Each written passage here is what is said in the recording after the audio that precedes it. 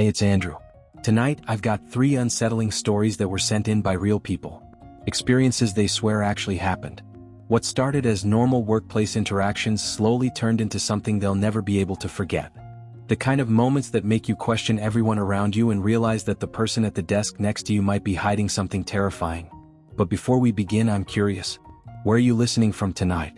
And what time is it for you right now? It's always amazing to see how far these stories travel across the world. Let me know in the comments. I try to read as many as I can. Alright, turn the lights down, keep your doors locked, and let's get started. Story 1. The Performance.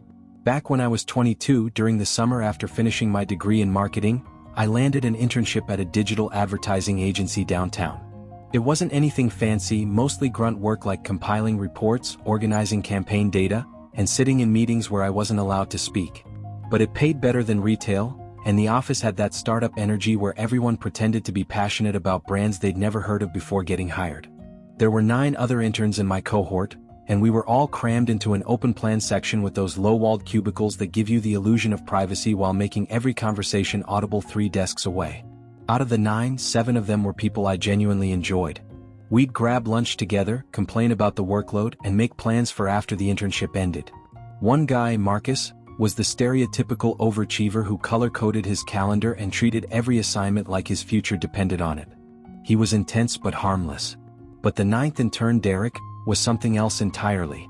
When I first met Derek during orientation, he seemed unremarkable. Maybe a bit socially awkward, but aren't we all in professional settings where we're trying too hard to make good impressions? He was tall, probably 6'2" or 6'3", with pale skin and dark hair that always looked slightly greasy, like he'd skip washing it for days at a time. He wore the same black hoodie under his button-down shirts despite the dress code, and his jeans were always the same pair with a frayed hole near the left knee. The first thing that set off alarm bells was how he looked at me. Not the normal glances you'd exchange with a coworker, but these prolonged, unblinking stares that would last uncomfortably long. I'd be working at my desk and feel eyes on me.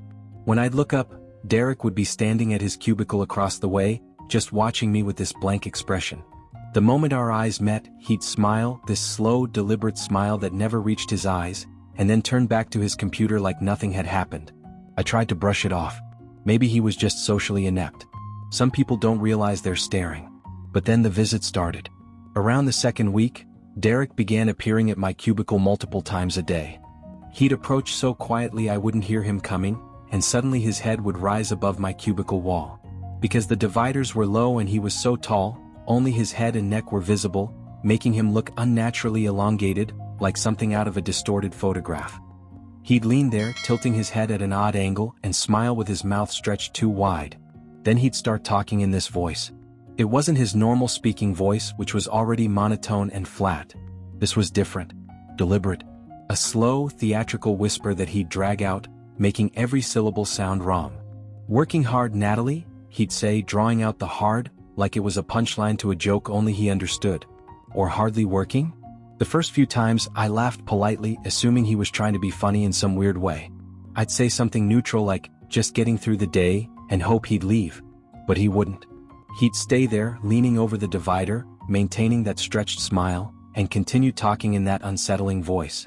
He'd say things that made no sense. Random phrases that sounded like they should mean something but didn't. The numbers don't lie, but they don't tell the truth either. Or, clocks are just circles pretending to be lines. He'd deliver these statements with complete seriousness, staring at me the entire time, waiting for a response. The other interns noticed. Sarah, who sat 2 cubicles down, pulled me aside one afternoon and asked if Derek was bothering me. I admitted he was being weird, but I didn't want to make a big deal out of it. She said he'd done similar things to her, but only once or twice, and that she'd started avoiding eye contact with him entirely. "I think he's fixated on you though," she said quietly. "He doesn't do it to the rest of us as much anymore." That made my stomach turn. I hadn't realized it was targeted behavior. As the weeks went on, Derek's visits became more frequent and more intrusive. He'd appear at my cubicle 4, 5, sometimes 6 times a day. He'd lean there for minutes at a time, sometimes not even speaking, just staring with that frozen smile. When he did talk, the voice got worse. More exaggerated, more drawn out, like he was performing for an invisible audience. And the things he said got stranger. "You have very specific patterns, Natalie. Tuesday you bring a salad. Wednesday you skip lunch. Friday you leave at exactly 5:17. I've noticed. That one made me stop typing. I turned to look at him. Why are you keeping track of that? He didn't blink. I notice things. That's what makes me good at this job. Observation. Attention to detail. It's a little weird, Derek. Is it? He tilted his head further, almost perpendicular to his shoulders. I think being aware is smart. Don't you? I didn't answer. I went back to my work hoping he'd take the hint. He stayed for another 3 minutes before finally walking away. That night, I was at home eating dinner and scrolling through my phone when it rang. Unknown number. I usually don't answer those, but I was expecting a call from my dentist's office to confirm an appointment, so I picked up. Silence on the other end. Then after a few seconds I heard breathing. Slow. Steady. Hello? I said, feeling a prickle of unease. The breathing stopped. Then I heard it. Derek's voice. That same theatrical drawn-out voice he used at work, but louder now, almost shouting. The tide is rising, Natalie. The boats need to come in before the water swallows them whole. My blood went cold. Before I could respond, he laughed. Not a normal laugh, but this high-pitched, unhinged cackling that sounded completely detached from reality. It went on for several seconds before the line went dead. I sat there staring at my phone, heart pounding. How did he get my number? I'd never given it to him. I checked the company directory, but interns didn't have access to personal contact information. I texted the number back. Is this Derek? How did you get my number? The message came back as undelivered. I looked up the number online. It was a landline registered to a payphone location about 15 miles from my apartment. I couldn't sleep that night. I kept replaying his words, that laugh, the way he'd been watching me at work. This wasn't just awkward anymore. This was targeted, intentional, threatening. The next Monday I got to the office early, planning to talk to our supervisor, a woman named Lisa who managed the intern program. I wanted to report everything. The staring, the visits, the phone call. But Derek wasn't there. His desk was empty, and by mid-morning, there was still no sign of him. I went to Lisa's office and knocked. She looked up from her computer, surprised to see me. Natalie, everything okay? I explained everything. The visits, the voice, the way he'd been tracking my schedule, and finally the phone call. I showed her the unknown number on my phone. Lisa's expression shifted from concern to something harder. Derek was let go on Friday, she said quietly. He wasn't completing any of his assignments and he'd ignored multiple warnings. We had to terminate his internship. He called me Friday night, I said. From a payphone. Her face went pale. Have you contacted the police? Not yet. I wasn't sure if I was overreacting. You're not. She picked up her phone.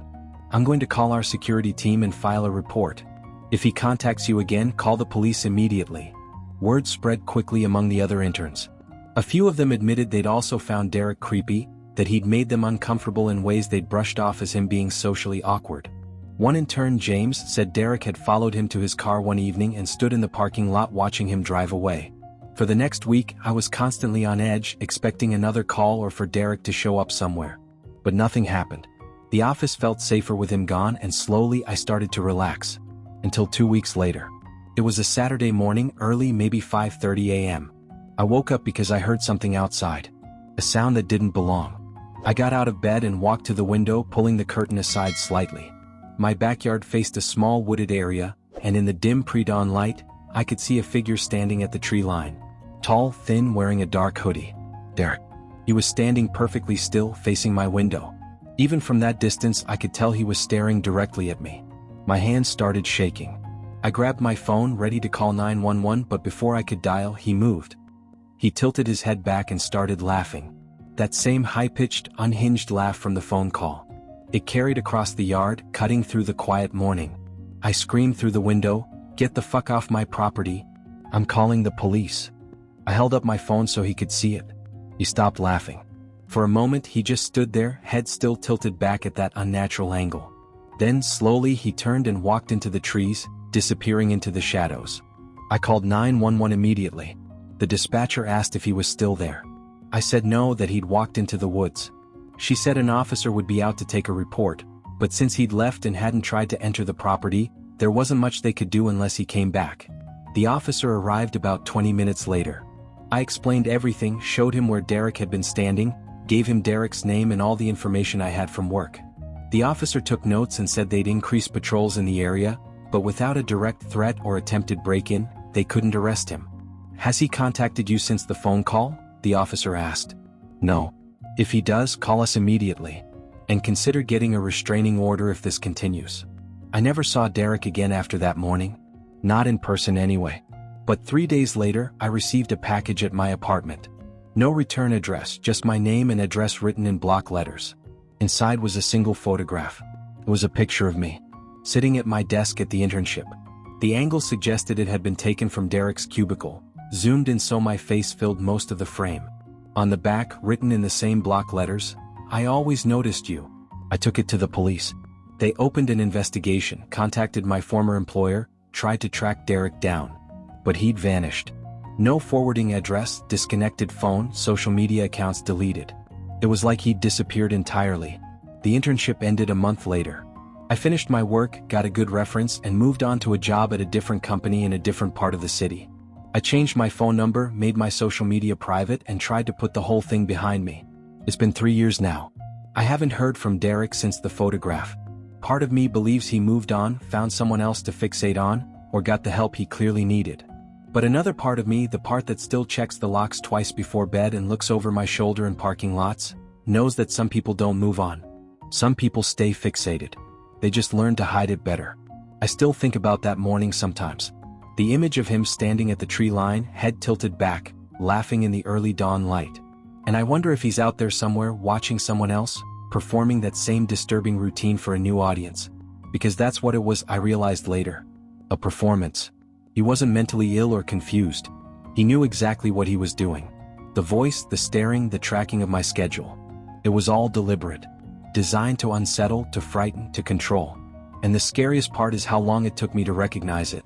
How many times I brushed it off as awkwardness or quirky behavior before admitting something was deeply, fundamentally wrong. If there's anything I learned from this, it's to trust your instincts. If someone makes you uncomfortable, there's usually a reason. Don't rationalize it away. Don't convince yourself you're overreacting.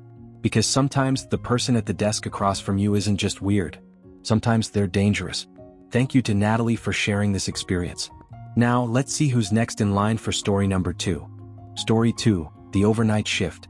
I was 19 when this all happened. It was my first real job outside of babysitting and summer camp counselor positions. A local electronics store in our small Oregon town, the kind of place that sold everything from laptops to phone chargers to cheap Bluetooth speakers. The town was quiet, the type where everybody knew everybody, and nothing exciting ever seemed to happen. The biggest news was usually about high school sports or whose garden won at the county fair. I liked the job initially. It was simple enough. Stock shelves, help customers, clean the displays, and ring people up at the register. Most of my coworkers were friendly, a mix of high school students working part-time and some adults who'd been there for years. I quickly got into a rhythm, especially during the slower evening hours when we'd all gather near the registers and just chat about TV shows, weekend plans, or whatever drama was happening in town. The management style varied depending on who was supervising. If it was one of the younger shift leads, things were relaxed. People would be on their phones between customers and we'd socialize pretty openly. If one of the older managers was around, it was stricter. No phones, constant tasks, the whole corporate routine. There was one coworker I didn't know well at first. A guy named Owen. He was 26, which seems significantly older when you're 19, though looking back now it's not that big of a gap. He had this awkward energy about him, like he never quite learned how to read social cues or understand personal space. He had shoulder-length hair that always looked unwashed, kind of stringy, and he dressed in the same rotation of 3 or 4 band t-shirts under his work vest. Owen worked in the back stockroom mostly, handling inventory and shipments, so our paths didn't cross much during shifts. He was quiet, kept to himself, and most people just gave him a polite nod when they passed. He'd nod back but rarely said anything. Eventually, I was added to the employee group chat. It was mostly for shift swaps and work memes, nothing serious. Owen was in the chat too, though he rarely posted anything. But then he started messaging me privately. At first it seemed innocent. He'd ask about my schedule, whether I was working certain days, stuff that seemed like normal coworker small talk. But over a few weeks, the questions got more personal. What kind of music did I listen to? What did I do on my days off? Did I have any hobbies? I answered politely at first, trying not to be rude, but the tone of his messages started to shift. He'd call me pretty in ways that felt too familiar. He'd make jokes that had this flirty undertone, and he'd message me late at night, like 11 p.m. or midnight, asking what I was up to. I started taking longer to respond, sometimes not responding at all, hoping he'd get the hint. He didn't. One evening during a shift, we were all standing around the front of the store during a slow period. A few of the cashiers and I were talking about Netflix shows we'd been watching. I mentioned that I'd been binge-watching a crime documentary series. Owen, who'd been organizing a display nearby, suddenly turned around and said, "Oh, you like crime stuff? I figured you'd be more into something like that fantasy show. You know, the one with the dragons." I froze. I hadn't mentioned anything about watching fantasy shows to anyone at work. I definitely hadn't told Owen. "How did you know I watched that?" I asked, trying to keep my voice light. He shrugged, smiling awkwardly. "Just a guess." But it wasn't a guess. The look in his eyes told me he knew. And that's when the dread started settling in. A few nights later, I was at home in my bedroom trying to unwind after a closing shift. My room was on the second floor, and my window faced the backyard and the small patch of woods beyond our property line. I had the blinds mostly closed, but not all the way, because I liked the bit of moonlight that came through. I was lying in bed scrolling through my phone when I heard a sound. A soft scraping against the window glass. At first, I thought it was a branch or maybe an animal on the roof. But then it happened again. Tap, tap, tap. Rhythmic. Deliberate. I got up and pulled the blinds aside slightly, expecting to see nothing. Instead, I saw Owen. He was standing in my backyard, partially hidden by the trees, looking up at my window. Even in the dark, I could make out his silhouette, the shape of his long hair, the way he stood perfectly still.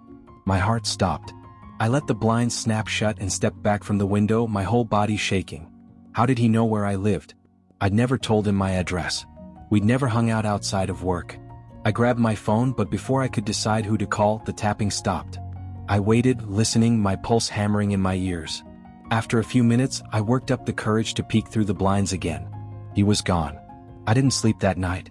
I sat in my bed with the lights on, door locked, convinced I'd hear him trying to get in. But nothing else happened. The next day at work, I avoided Owen completely. I stayed in the front of the store, made sure I was never alone in any section, and kept my phone on me at all times. He tried to approach me once during my break, but I quickly excused myself and went to the bathroom, locking the door and waiting until I was sure he'd left the break room. That evening he texted me. "You seem weird today. Everything okay?" I didn't respond. An hour later, another message. "I feel like you're avoiding me." Still didn't respond. Then, at 11:47 p.m., when I was getting ready for bed, one more message came through. "Good luck changing your address." I stared at the screen, my blood turning cold. He'd just confessed. He'd as good as admitted he knew where I lived, that he'd been watching me. I took screenshots of all his messages and showed my parents the next morning. My dad was furious. We went to the local police station and filed a report, showing them the texts, explaining the incident with the tapping on my window, and my suspicion that Owen had been stalking me. The officer who took the report seemed sympathetic but explained that without direct evidence of him being on our property or making explicit threats, there wasn't much they could do immediately. However, they said they'd contact him and make it clear that further contact would result in charges. I also went to my manager at work and showed him everything. He was shocked. He said Owen would be called in for a meeting with HR and that I shouldn't worry. Owen was fired the next day. The manager told me they'd terminated his employment immediately and that security had been notified to keep him off the property. They also started the process for a restraining order on my behalf. I thought that would be the end of it. I really did. But for weeks afterward, I couldn't shake the fear. I checked the locks on every door and window obsessively. I refused to be home alone if I could help it. I'd close my blinds completely every night and still feel like someone was watching. The restraining order was granted, but that piece of paper didn't make me feel safer. If Owen was unstable enough to stand in my backyard and tap on my window, what was stopping him from ignoring a court order? I started changing my routines. I'd leave and come home at different times. I stopped posting anything on social media that might indicate where I was. I became hyper-aware of every car that drove down our street, every person who walked past the house. My parents installed a security system with cameras covering the front and back of the house. I insisted on having one pointed directly at my bedroom window. Slowly, as weeks turned into months, the paranoia started to fade. There were no more incidents. No messages, no sightings, no attempts to contact me. The restraining order seemed to be holding. I eventually quit the electronics store. Even though Owen was gone, I couldn't work there anymore without thinking about him, about the messages, about his face looking up at my window in the dark. I got a new job at a coffee shop across town, somewhere with lots of windows and people, somewhere that felt safe. I made new friends, kept my head down, and tried to move forward. It's been 4 years now. I still live in the same town, though I've moved to a different apartment closer to the downtown area. I haven't seen Owen since that last shift before he was fired, and I haven't heard anything about him from former coworkers. But the experience changed me.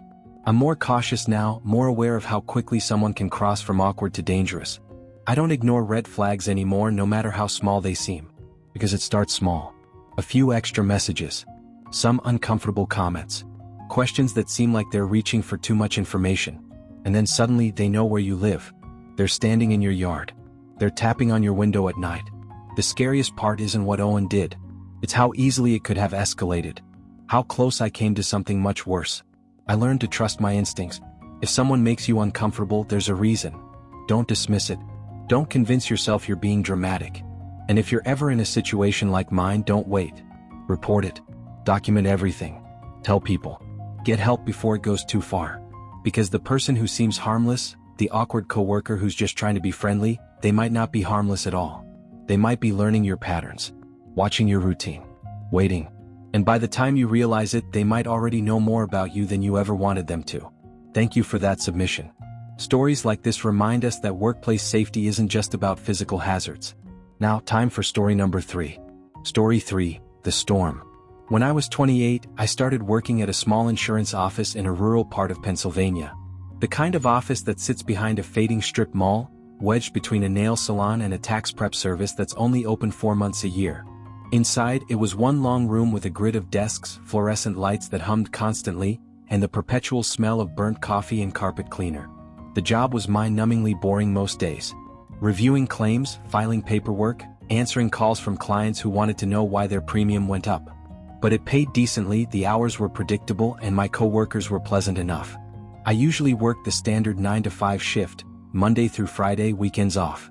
A comfortable, forgettable routine. On this particular Friday in late October, I was scheduled to stay late. We were behind on filing a massive batch of client records, and the manager asked for volunteers to stay and help finish. Most of the office staff had families or weekend plans and declined, but I didn't have anything going on, so I agreed. The other person who volunteered was someone new. A guy named Colin who'd started working there about 3 weeks earlier. He was in his mid-30s, tall and lanky. With thinning hair he tried to hide under a baseball cap he'd wear until the manager told him to take it off. He was quiet to the point of being almost silent, rarely speaking unless directly asked a question, and even then his answers were short and clipped. There was something off about him that I couldn't quite articulate. He wasn't overtly creepy or inappropriate. He just had this way of being nearby constantly. If I went to the break room for coffee, he'd appear 2 minutes later. If I went to the filing room to grab a folder, he'd show up pretending he needed something from the same shelf. I'd mentioned it once to a coworker, Denise, who just laughed and said Colin was probably just awkward and trying to fit in. Give him time, she'd said. New people are always weird at first. So I tried to brush it off. That Friday morning, the weather reports had been ominous. A massive storm system was rolling in, one of those early season nor'easters that the local news spent all week hyping up. When I woke up and looked out the window, the sky was already that particular shade of dark gray that promises violence. By mid-afternoon, the rain started. At first, it was just a steady drizzle, but within an hour it had escalated into a full downpour. Thunder rolled across the sky, shaking the thin walls of the office, and lightning flashed so frequently it looked like a strobe light outside. Around 3:30, the manager decided to send most of the staff home before the roads got too dangerous. Within 20 minutes, the office had cleared out completely except for Colin and me. The building felt immediately different when everyone else left. The usual ambient noise, voices, phones ringing, keyboards clattering, all gone. Replaced by the relentless drumming of rain on the roof and the occasional boom of thunder that made the floor vibrate. I sat up at my desk near the window, working my way through a stack of claim forms that needed to be organized and scanned. Colin positioned himself about 3 rows back, typing something on his computer. Every time I glanced over, the screen looked like gibberish. Random letters and numbers that didn't form any coherent document. And every time I looked up, he was looking at me. Not just casual glances. Full, sustained stares. The moment I'd catch him, he'd immediately look back at his screen, but it was happening too often to be coincidental. Around 5:30, the lights started flickering. We both looked up at the ceiling, and Colin made this nervous laugh that sounded forced. I made some comment about old electrical systems and storms not mixing well. He didn't respond. The next flicker lasted longer, and when the power finally cut out completely at 5:47, the office plunged into near-total darkness. The only light came from the emergency exit signs and the dim gray glow filtering through the windows from outside. I heard Colin's chair scrape against the floor as he stood up. His silhouette moved toward the front of the office where the windows faced the parking lot. "Looks pretty bad out there," he said, his voice flat and emotionless. "Yeah," I agreed, packing up my things. "I think I'm going to head home before it gets worse." "Probably safer to wait it out," he said. "Roads are going to flood. Could hydroplane lose control?" There was something in the way he said it that made me pause. Not concern. More like suggestion. "I'll be fine," I said, pulling on my jacket. "I've driven in worse." I walked toward the front door, but when I tried the handle, it didn't budge. I twisted it again, harder. "Lock. Did you lock this?" I asked, turning to Colin. He was standing about 10 feet away, barely visible in the dim light. "I thought it'd be safer. Keep anyone from breaking in during the power outage." "We're leaving," I said, trying to keep my voice steady. "Unlock it." "Just wait a bit longer," he said, not moving. "Until the storm passes." Colin unlocked the door. "Now." He didn't move. We stood there in silence for what felt like an eternity, rain hammering the windows, thunder rolling overhead. "I don't think you should drive in this," he finally said. "I think you should stay." "Unlock the door." He reached into his pocket slowly, pulled out a set of keys and walked toward me. But instead of unlocking the front door, he moved past me toward the back hallway. "There's coffee in the break room," he said over his shoulder. "We can wait together." Every instinct I had screamed at me not to follow him into that back hallway. I pulled out my phone to call 911, but there was no signal. The storm must have knocked out the cell tower. I tried the office landline at the nearest desk. Dead. I turned back toward the front door and examined it more closely. It wasn't just locked. He'd wrapped a chain around the interior handles, securing it with a padlock. My heart started racing. I moved quickly to the back exit, the one that led to the small employee parking lot where my car was. When I reached it, my stomach dropped. Someone had chained that door too. From the inside. This wasn't about safety. This was deliberate. I spun around, looking for Colin, but he'd disappeared into the darkness of the back hallway. I could hear faint movement, footsteps on the thin carpet, but I couldn't pinpoint where he was.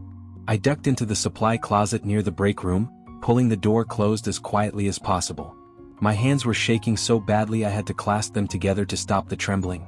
Through the gap under the door, I could see a faint beam of light moving along the hallway floor. A flashlight. He was looking for me. "Hey," Colin called out, his voice still that same flat monotone. "Where'd you go?" "I just wanted to talk." "No reason to hide." The flashlight beam stopped right outside the closet door. I held my breath, pressing myself against the back wall behind a shelf of copy paper. "I know you're scared," he continued almost conversationally, "but there's no reason to be. I just think we should spend some time together. Get to know each other better. You're always so busy during the day." The door handle rattled slightly. I bit down on my sleeve to keep from making a sound. A massive crack of thunder shook the entire building, and I heard something crash in the break room. The sound of glass breaking, something heavy hitting the floor. Colin's flashlight beam swung away from the closet toward the noise. His footsteps receded down the hallway. I knew this was my only chance. I pushed the closet door open slowly and slipped out, moving as quietly as possible back toward the front of the office. I needed to find something to break the chains or break a window, anything to get out. As I passed the filing cabinets, I grabbed a metal letter opener from a desk. It wasn't much, but it was sharp and heavy enough to be a weapon if I needed it. I made my way to the front door and examined the chain more closely. The padlock was solid, no way to break it without bolt cutters. But the chain itself was wrapped around two handles that were only secured with screws. I wedged the letter opener under one of the screw heads and started working it loose. The screw was old and tight, but slowly it began to turn. Behind me, I could hear Colin moving through the office, his flashlight beam sweeping across the cubicle walls. "You can't leave," he called out, closer now. "It's not safe out there. Stay with me.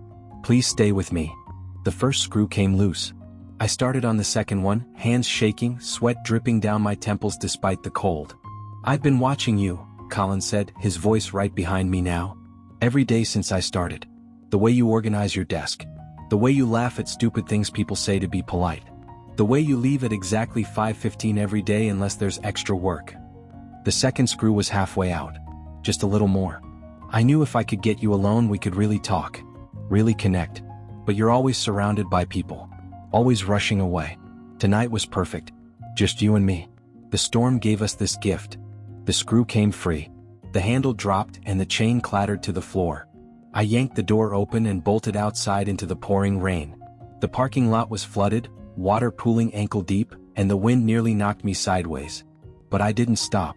I ran to my car, fumbling with my keys, finally getting the door open. I threw myself into the driver's seat and locked the doors, jamming the key into the ignition.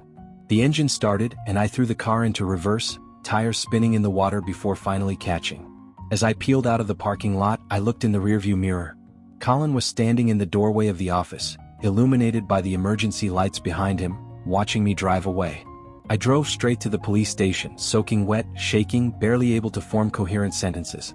They took my statement, called my manager, sent officers to the office. By the time they got there, Colin was gone. His car was still in the lot, keys in the ignition, wallet and phone on the driver's seat. The office door was wide open, rain blowing inside, soaking the carpet. They searched the building, the surrounding area, checked nearby businesses. No sign of him. The security cameras had been manually shut off earlier in the day, before the power outage. Someone had gone into the electrical closet and disconnected them deliberately. Colin never came back to work. The police investigated, tried to track him down, but he'd disappeared completely. The address on his employment application didn't exist. The social security number was fake. The references he'd provided all led to disconnected numbers. Colin wasn't even his real name, according to the investigators. The man who'd worked at our office for 3 weeks had been using a completely fabricated identity. The detective assigned to my case, a woman named Detective Morales, told me that this was likely not his first time doing something like this. The level of planning, the fake credentials, the deliberate isolation of a victim, it all pointed to someone with experience. Has he done this before? I asked, sitting in her office 3 days after the incident. We're looking into similar cases in neighboring states, she said carefully. There have been reports over the past 5 years of men using false identities to gain employment at small offices, always targeting businesses with minimal security and background check protocols. And? She hesitated. 2 of those cases resulted in disappearances. Women who worked late shifts, who were last seen with a male coworker who matched similar descriptions. The coworker in both cases vanished immediately afterward, leaving behind fake identities. My blood ran cold. You think he was going to? We don't know what his intentions were, Detective Morales interrupted. But yes, we believe you were in significant danger that night. The fact that you got away likely saved your life. Over the following weeks, I learned more about the pattern. The man calling himself Colin had worked at a law office in Virginia 2 years prior. A paralegal had stayed late to finish a brief and never came home. Security footage showed her leaving the building with a male coworker, but the footage from the parking lot had been erased. The coworker, who'd been there for about a month, disappeared the same night. They found the woman's car a week later, abandoned near a state park. Her body was never recovered. 18 months before that, in Maryland, a similar incident. A bookkeeper at a small accounting firm went missing after working a late inventory shift with a new employee. The new employee vanished. Fake identity. No trace. The FBI got involved, created a profile, started connecting cases across multiple states. They believed the same person had been doing this for at least 7 years, possibly longer. He'd target small businesses with minimal security, use fake credentials to get hired, spend a few weeks learning routines and identifying potential victims, then create a situation where he could isolate someone. What happened after the isolation, they weren't entirely sure. None of the victims had ever been found. I was the first person to escape. Detective Morales visited me regularly over the next few months, showing me photographs of men who'd been flagged in similar cases, asking if any of them looked like Colin. None did, but facial recognition technology identified several potential matches based on the security footage from before he disabled the cameras. The investigation is still ongoing. That's what she tells me every time I ask for updates. Ongoing. Active leads. Following all available evidence. But I know what that means. They haven't found him. He's out there somewhere, probably using a different name, working at another small office, watching another woman, waiting for another stormy night. I quit the insurance job immediately. Didn't even go back for my personal belongings. I told them to donate everything from my desk or throw it away. I couldn't set foot in that building again. I moved to a different town entirely, about 2 hours away. Got a job at a larger company with proper security, background checks, and surveillance systems. I work on a floor with 60 other people, never stay late, and never work anywhere that doesn't have multiple exits. But the paranoia never fully goes away. Every time there's a new hire at my current job, I study them carefully. I look up their background, verify they're real. I check their social media, make sure it goes back years and isn't just recently created. When it rains, especially during storms, I don't sleep. I lie awake listening to every sound, remembering the way the office felt when the power went out, the sound of Colin's voice in the darkness saying, "I've been watching you." My therapist says it's PTSD, that the hypervigilance will fade over time with treatment. I've been going to sessions twice a week for the past 2 years. Some days are better than others. But I still check the news obsessively for stories about missing women, looking for patterns, wondering if he struck again. Detective Morales told me not to do that, said it would only feed my anxiety, but I can't help it. I need to know. 3 months ago there was a case in West Virginia. A receptionist at a dental office stayed late to finish scheduling and never came home. A male employee who'd been there for 6 weeks didn't show up for work the next day. The identity he'd used to get hired was fake. I called Detective Morales immediately. She said they were already aware of the case and were coordinating with the local police. She couldn't share details, but her tone told me everything I needed to know. He's still out there.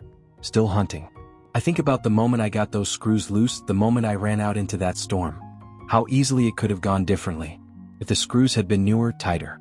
If I hadn't found the letter opener. If I'd waited even 30 seconds longer. I think about the women who weren't as lucky.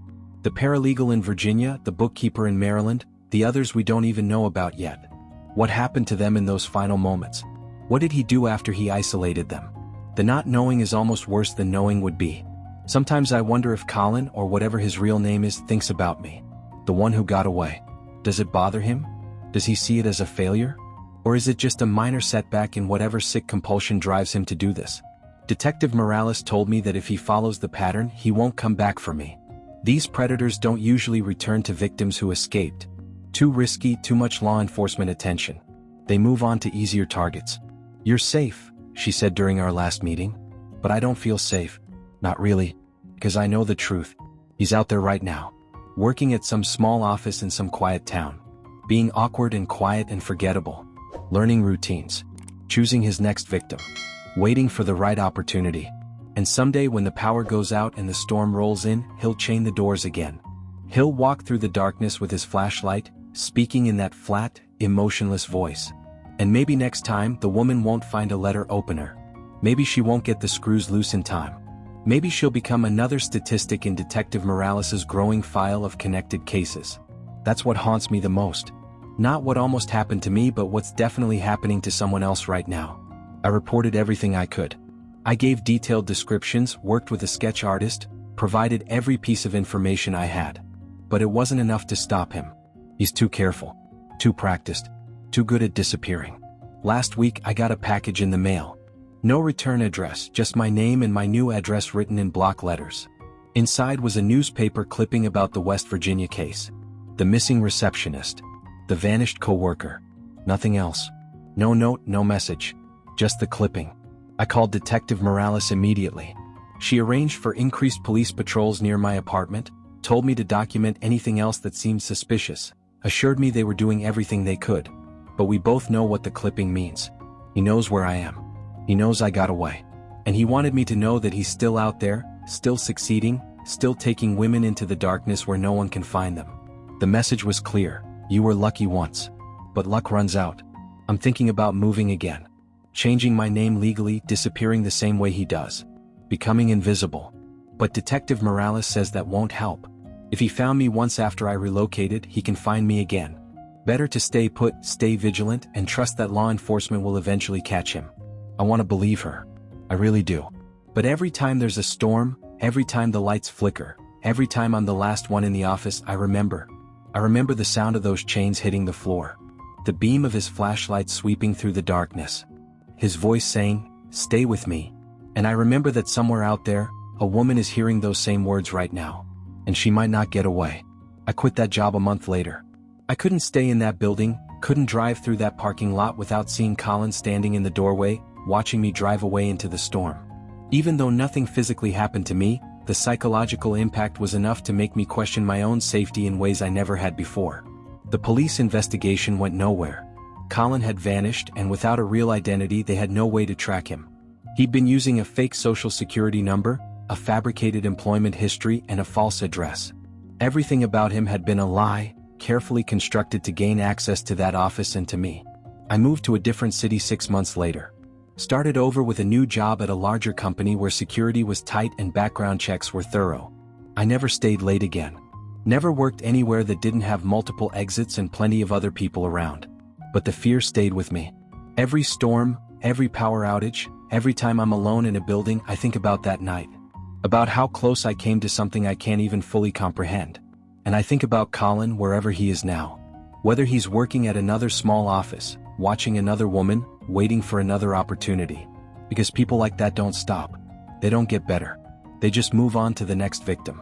I was lucky. I got away. But I know in my bones that someone else didn't. And that thought is something I carry with me every single day. A special thank you to everyone who submitted their stories today. These experiences remind us that danger can come from the most unexpected places, from the people we see every day and assume are harmless.